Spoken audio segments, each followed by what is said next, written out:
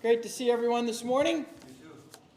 Last week in the news there was a couple of interesting stories, but one of them was of a miracle, people say. Some of you might remember reading the article in the car that went off the 300-foot cliff and dashed into the rocks below with a family of 4, 2 children in the back. And they all survived.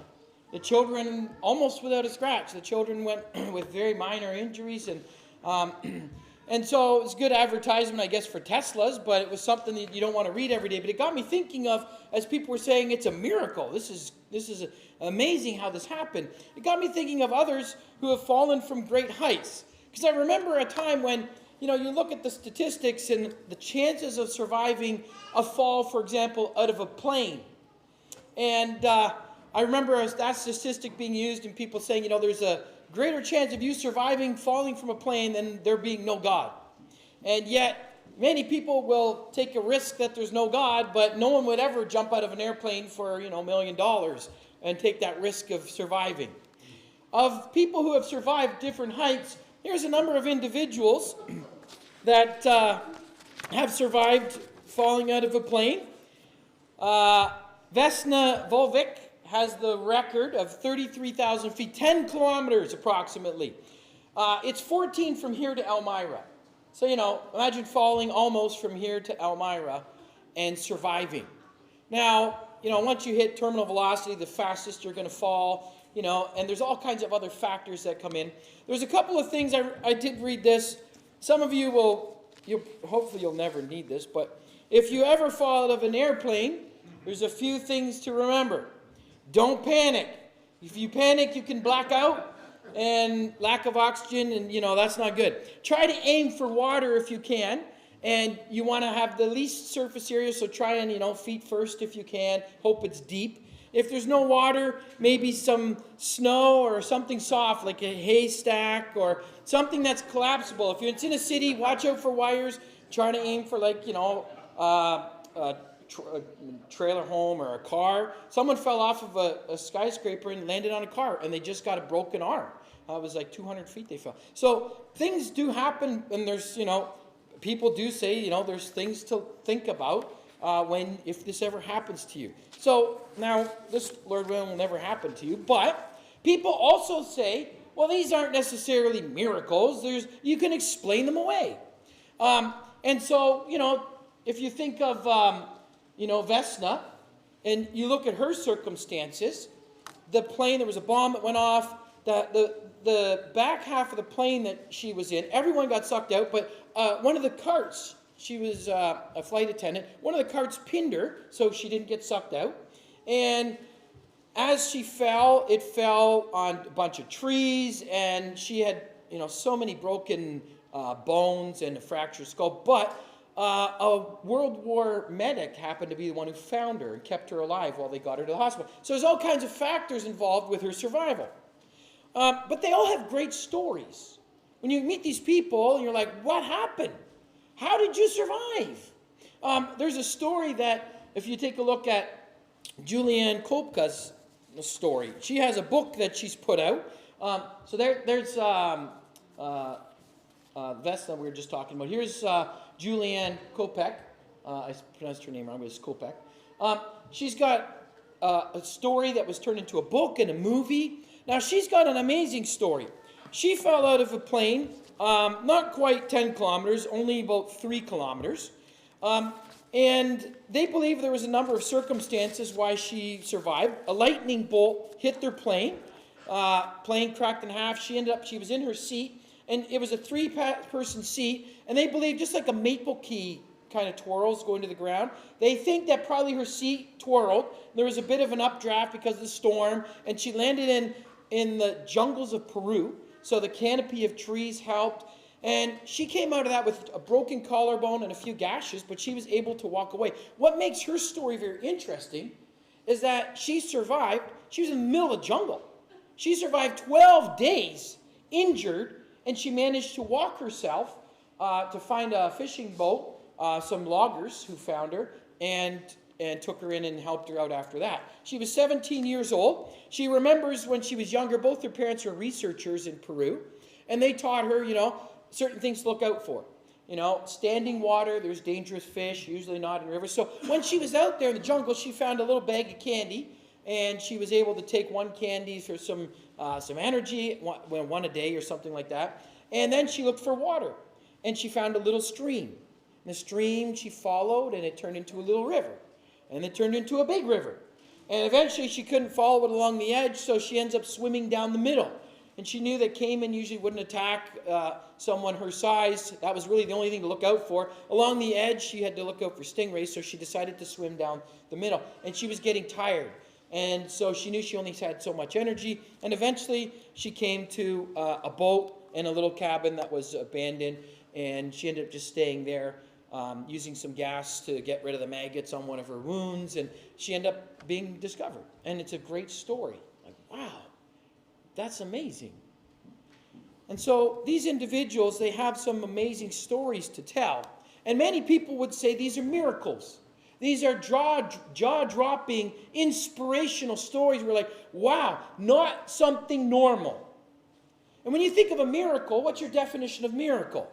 Because a lot of people who used to think things that, we can explain away now through our education, through science, we're like, oh, that's how that works. They used to think things were miracles that aren't miracles at all. That's just the way things work in the world. But yet, when you think of miracle, what do you determine as a miracle? I mean, isn't life itself a miracle? The very fact that we exist in the cosmos, shouldn't that be a miracle? When you look at our bodies and how we're created, and you look at the intricacies of life, I don't know why I got that word mixed, but when you look at how we've been created, look at the human life, and we should look at one another and say, wow, miracle.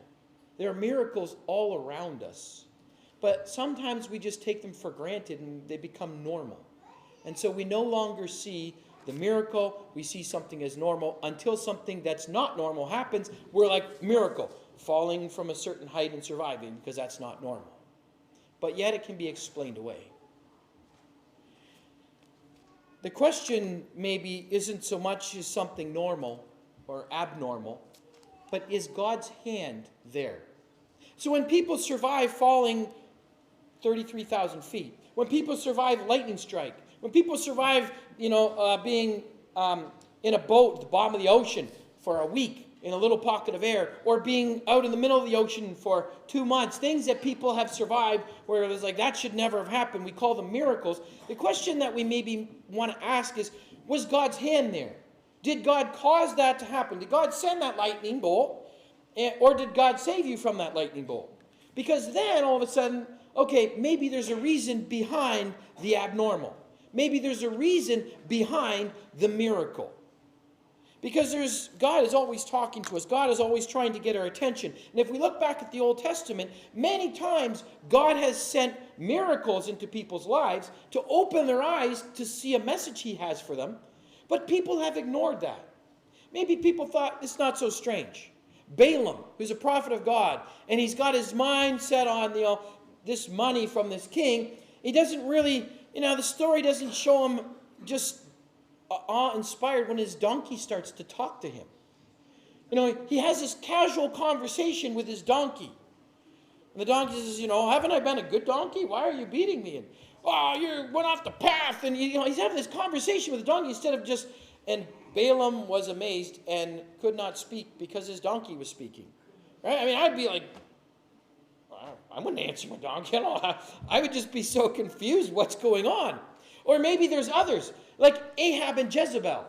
And there's this showdown with the prophets of Baal. It didn't rain in years. And then finally they have this showdown. Fire comes down from the sky. Fire doesn't come down. Heat rises. Fire comes down, burns up the sacrifice and the altar and all the water and the rocks. And Jezebel's like, who's this prophet that just embarrassed me? Get rid of this guy. She doesn't even look at the fact that it's now raining and that maybe God is speaking through this prophet. So sometimes people have ignored the signs. Purposely just, you're not thinking about it, you're focused on something else. And other times people try to explain it away. That's kind of what we do in today's day. We look back at all the Old Testament miracles, and there's got to be an explanation for it. So we're going to look at, this is how this happened. And so maybe we try to make it not so miraculous, not so strange, because we have a reason, an answer for it. Yeah, well, they just said that's a miracle, but that could have happened, if it was this even happened at the cross. When everything went dark when Jesus died on the cross, there was a guy back then that's like, well, it was just an eclipse. But if you learn the weekend that Jesus died on Passover, it's an impossibility for it to be an eclipse because they were going by the lunar calendar. But even then, people just tried to explain away the miracles, the miracles that were happening, and the message God had behind the miracle. Why was there darkness over all the land when Jesus died on the cross? God was saying something. You know what? No, that was just an eclipse. Jesus was a nobody. That's how people take it, or can take it. And so when we come to the scriptures, there's a guy, he saw a message from Jesus. He had a miracle, but he also saw miracles in many other things that God did in his life, even when most of us would say, well, we don't really know if that was a miracle. He's like, that was a miracle. God's doing it. And this is the Apostle Paul. Paul found himself being confronted with Jesus, this blinding light. Now, this light and this voice talking to him. His companions also, they, heard something and they saw the light, but Paul was the one who was blinded. Paul was the one who Jesus talked to directly. And when Paul's retelling his story, guess what? Some people are like, nah, you probably tripped, hit your head on a rock, and looked at the sun, and you were blinded for a short time. People explain it away. He's actually speaking before a Roman, and the guy's like, you're crazy, you're out of your mind. They explain it away as he's just crazy. You don't know what you're talking about. So we're going to take a look in Acts chapter 26, and if you have a Bible in front of you, open to Acts chapter 26, and I want you to take a look at this because Paul, he saw something great in everything Jesus did in his life. But here he is, he's standing before, there's two guys that he's standing before. One of them is Festus, who's taking over for Felix. And he's got to do something with Paul. He's in charge of Paul. He's appealed to Rome. Paul's going to go to Rome. And he's got no good charges. Like, what am I going to tell the emperor? The emperor will be like, what are you bringing this guy, wasting our time here? And, these are nothing. You doing a good job there, Festus? So Festus is like, you know what? I'm going to bring him before someone who knows more about these laws. King Agrippa. Herod Agrippa II. Now, the scriptures don't say that in Acts chapter 26. We just read that he's referred to as King Agrippa, and he's not called Agrippa II, but we know that from time. I'm going to give you a quick chart. Some of you have seen this in class this week.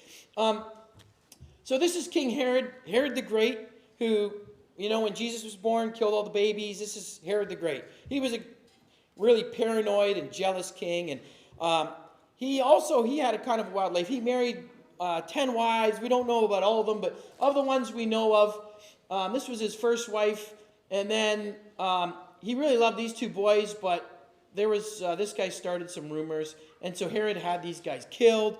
But it's this guy's grandson, Aristobulus, Mariamne's great-grandson, Herod's great-grandson, and it's this guy that Paul is standing before here in Acts chapter 25 and 26. Now, before we leave this, we'll come back to it. Take note of this guy. This is the guy who killed John the Baptist, and this is the guy who wanted to see Jesus perform a miracle. So when Pilate has Jesus, Pilate, he's like, oh man, I don't know, I need some other advice. And he finds out that Herod Antipas is in Jerusalem, so he's like, oh hey, come on over here, and Jesus is from your territory. We're going to come back to that in a little bit. But anyways, Acts chapter 26. Paul is before Agrippa II, the grandson that we were talking about there. And Paul says, can I have a bit of your time? And so Paul begins his defense. And he says, in fact, I myself was convinced that it was necessary to do many things in opposition to the name of Jesus. I was against Jesus. And he tells a little bit about his background. I locked up many of the saints, the Christians. And I received authority from the chief priests. And when they were put to death, I was in agreement against them. In their synagogues, I often punished them and tried to make them blaspheme. He wanted to kill them. He imprisoned them, ripped apart families. He was destroying the church. And so he says, look, this is who I was. But then a miracle happened. This is what I was convinced of. I was a part of the world. I was on the wrong track. And then a miracle happened. And this miracle begins to explain, as I was traveling to Damascus, he's on his way with authority to go to Damascus to get some more of these Christians. And he says, King Agrippa, while I was on the road in midday, I saw a light from heaven brighter than the sun, shining around me and those traveling with me. We all fell to the ground, and I heard a voice in Aramaic. Saul, Saul, why do you persecute me? It's hard for you to kick against the goads. The goads are those things you prick the cattle so they'll move. You can't kick back and hit the spike with your foot. It's not, you're fighting against the thing that's trying to move you. And the Lord replied, I'm Jesus, the one who you are persecuting. But get up and stand on your feet, for I have appeared to you for this purpose, to appoint you as a servant and a witness of what you have seen and what you will see of me. And I will rescue you from your people, from the Gentiles that I am sending you to. Sending you to them. And when you look at the Apostle Paul and you say, did Jesus rescue Paul from all his trials? And I encourage you to read through the book of Acts and read through Paul's letters, Corinthians in particular, where he talks about everything he's been through. I would say no. When you're sitting in prison, when you've been stoned to death, Paul was stoned to death. So did God rescue him from being stoned to death? No, he let him be stoned to death. But he also raised him back up, that he got up and dusted himself off and was able to walk back into the city. He was in prison and he got out of prison. He was in shipwrecks. You say, God, please rescue me from this boat accident that is going to give me so much stress. No, he was in a boat accident. He ended up shipwrecked on an island, and you think that everything's good on that island, and a viper comes out of some wood when he's going to get some firework to build a fire and attaches itself to his arm. You say, this guy's not rescued. All these bad things happening to him. But yet Paul, near the end of his life, he says he knows that Jesus is with him and will rescue him from everything, bringing him safely into his kingdom. Paul sees it a different way. That with Jesus in his life, miracles abound around him. And they did. And so here he is with maybe what he sees as a miracle. How many times would you get a chance to stand before government and talk to them about Jesus? How many times have you had an opportunity to stand before, the Prime Minister's office or someone in a high position of influence and talk to them about Jesus? Maybe it's a movie star. Maybe it's someone that's just really famous. Have you had that opportunity? Here's Paul. And these guys, there's a story now that they have. Remember the time that crazy guy came and told us that story? They now have a story that they will be telling others about Jesus. Because that's how God's working. When we stand up and we tell how God's working in our lives, he's working through us. So Jesus appears to Paul and sends Paul, and Jesus appears to Herod Agrippa through Paul. Herod Agrippa probably would have never done anything about his faith or about this message. Remember I told you Antipas, that guy who Pilate had Jesus stand before? Here's that passage of scripture. So this is this guy, Herod Antipas. Herod Antipas ruled up here. His brother, Archelaus, ruled here until he was so bad that he got deposed. He got exiled, and Pilate took over. So Pilate's down here, and Jesus is from this region up here in Nazareth. So we read here in Luke 23, finding that Jesus was under Herod's jurisdiction, he sent for Herod, who was also in Jerusalem at the time. Herod was very glad to see Jesus. For a long time he had wanted to see him, because he heard about him and was hoping to see him perform some miracle. Did you catch that? Herod was glad to see Jesus. For a long time he had wanted to see him. Really? Antipas, you really wanted to see Jesus? Because with all your power and your influence and your ability, you didn't have time to go travel and find Jesus and talk to him? Others in influential, powerful positions could. Nicodemus, he went and found Jesus. He actually got a meeting at night with Jesus. If Antipas was really that interested, he could have had time to go and seek out and talk with Jesus, but he wasn't really that interested. And so, would Herod Agrippa have ever gone to seek some information about Jesus? Probably not. Just like many people around us today. They might have a little bit of an interest, but never get around to it. One day I'll look up, see what Jesus is about, but until it's too late. But God sends us to them. God sent Paul to Agrippa. And he's standing there before Agrippa. And Agrippa says, "Are you going to persuade me to become a Christian so easily?" He knew that Paul was trying to persuade him to become a Christian. And Paul says, "I wish before God, whether easily or difficult, not only you, but all who listen to me today might become as I am, except for these chains, that you might become a member of the Lord's family." That's what Paul had on his heart. Paul recognized that God was using him, put him in this situation, which might have been a miraculous situation to some, out of the ordinary, for Paul to be standing before Felix and to be Festus and to be standing before Agrippa. Now Festus had a different response. Festus says, Festus exclaimed in a loud voice, "You're out of your mind, Paul. Too much study is driving you mad." He explains it away, right? He's like, "No, there's a reason for this. You're crazy." And Paul's saying, "Look, I'm not crazy. I'm not out of my mind. On the contrary, I speak words of truth and good judgment."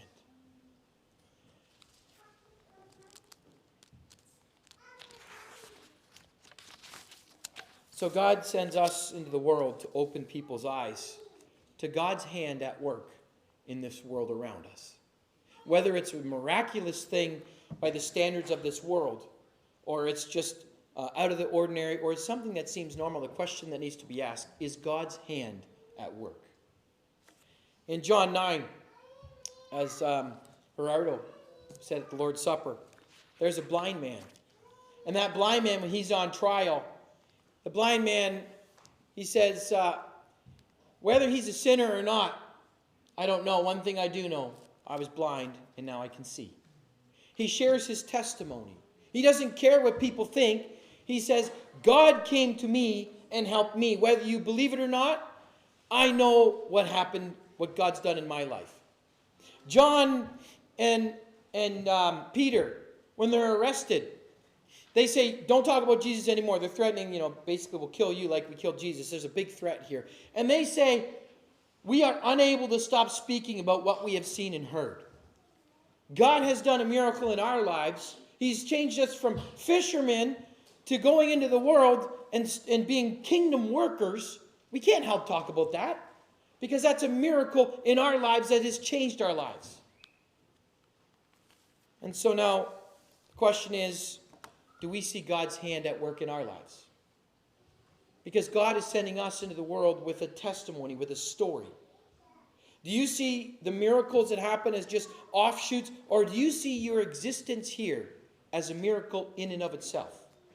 Do you see your life, creation, under the image of God as a miracle, or is that just normal and you're looking for something else, something greater? Because God has created you in His image, and He has given you freedom through the sacrifice of His Son. A miracle that you have been set free from sin. And now He sends you into the world with a message to open people's eyes to the miracles that God's doing around. There's someone else who fell out of a plane. I'll finish with this story. And this is a story of a young man, he goes by, I think, Justin right now. His name was Themba. And he flew from South Africa to the UK up in the wheel of a plane. Some of you have read that in the news recently, in past years. He and his friend, he was orphaned at the age of 14. His grandma was raising him, abandoned by his mother. His grandma raised him. His grandma passed away when he was 14. He had nowhere to go. He ends up out in the street. He meets another orphan on the street. They become good friends. But he talks about, he said, the street's not, it wasn't a good life. He said, you're out there, you're sleeping in the trash, it's dirty, it's dangerous, you're hungry and just dirty all the time. He says, I didn't want to live like that. I'm going to die trying for a better life. And he had read these magazines he took from the airport. He would take these magazines and he'd see these different places and he's like, I got to get out of here. So he and his friend had this idea, we're going to go. We're going to jump on a plane. They went to the airport. That's the plane. We're going to get on there, and you got to do it when no one's looking because you don't want to get arrested. And he tells his story of how they ran for the plane and they got on it. And there was up in the wheel wells, there's a little news clip that I had, but for time's sake, I think we'll not show that one. But you can look it up in where you can sit. There's one place, so when that wheel goes up, you can kind of, there's a little crossbar you can hang up there holding onto the bars, and you can kind of sit up there where the wheels go up. And he and his friend got on each side of this wheel well, and then it got completely dark. As they started taking off, you could see the houses, and then as the compartment doors closed, it got completely dark. And the last thing he heard from his friend is, we made it. He could talk to him just as it was going up and closing. We made it. Life is going to be better. They were looking for a better life. But what they didn't realize is that when you're up that high in the air, it's freezing cold. And so he froze up there, and no oxygen, passed out. His friend fell from the plane, landed on a rooftop, and died. He fell from the plane, though. He was latched onto one of the bars, so when he passed out, he woke up having fallen when the landing gear was opening. He fell, I don't know how many feet. I think he thinks maybe 20, 30 feet when he fell to the tarmac. But he fell at the speed that the plane was coming in. So you're not just falling straight, you're falling. And he tells a little bit about this. So I've got a 2-minute clip just to show a little bit about this. So Andrew, if you can play that clip, let's just see if we can I want you just to hear a little bit about from himself.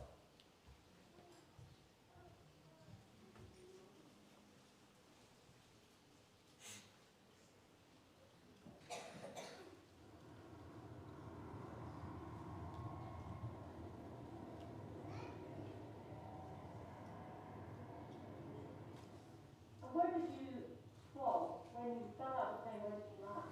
I fall out in a landing gear. The plane was still like floating to come down. So when I come out there, it means I come out with the speed of the plane. And when I fell there, it's about like, it can be like 10 to 20 feet. I remember when the plane comes in, it opens, I fell out. When I fell out, I hit the floor. When I hit the floor, I start to wake up. When I wake up, I see 2 people that were coming. I say, hey, check this guy, jump out in the plane. I was like, maybe I'm just dreaming. Maybe I'm still inside everything that I just have this dream. No, it was not a dream, it was a real thing. It was these 2 guys. They just came and picked me up. I saw them when they picked me up. And I was like, oh, it's happening. Well, I fell out of the plane. I said, oh, it's happening. When they come to me, they carry me up. They carry me up. They take me to hospital. They try to help me for my body to come back. Because they were like putting some heaters. I was like frozen. They like frozen. My body was frozen because my blood was not circulating. So they have to put like heaters to make me comfortable. So my body can heat up. It can heat up so my blood can start to work. I stayed there like about 6 months coma. After that, when I woke up, I can't move, I can't do nothing. I was like stable. I was like, I can't do nothing. I can't take the ball. They have to put me in the bed. I was like, oh my God, yes, I can see what's happening to me, you know. But I'm just red because I'm alive, you know. They show me a passport for Carito. Say, you know this guy? I say, I know it. They show me a passport. I say, I know it. Say, never make it. You never make it. Well, I say, how? He say, you fall on top of the building. So I didn't know what did happen to him. Imagine when he fell out. I was already passed out with the oxygen, and I was saying nothing. I'm feeling guilty because me and him were just came Okay, from Andrew, Africa you want to stop it here? to come here to look for. Now, a little further on, you're going to see the man who brought him to this interview. And a young man named Gabriel. Gabriel met him at a gas station, helped him, gave him some food. And then he drove away, and as he came home, he was reading an article. He says, I know that guy. Where do I know that guy? He's like, oh, I remember seeing him at the gas station. So he went back, picked him up, went to his house, brought him some groceries, some clothes, because even though now he was in the UK, he was still on the streets. And Gabriel ended up making it his mission to help him get on his feet and to get his life back together. And if you watch the video later on, they interview Gabriel, and it shows Themba turns over to Gabriel, I thank God for this man. And Gabriel was trying to do what's right, to help someone else who had bad circumstance in life. And Themba has an amazing story. These people who fell out of planes, they have amazing stories that people are interested in. The question is, where's God in those stories? Themba saw God through Gabriel. And Gabriel did what was right, a light to this world. And he gave someone else a story about God. So whether you tell your personal story of what God did for you, testimonies work. We see that through scriptures. Many people like Paul give testimonies about God, what God did for them. But if giving your testimony is something you're not comfortable with, maybe you can give someone else a testimony about what God did to them through your actions, as Gabriel did for Themba. So may God help us as we do our best to reach out to the world. As Jesus sent Paul, Jesus sends us to open people's eyes to the miracle of life and the miracle of life eternal through the salvation that Jesus provides, forgiveness of sins. May God help us as we do our best to present Jesus to the world.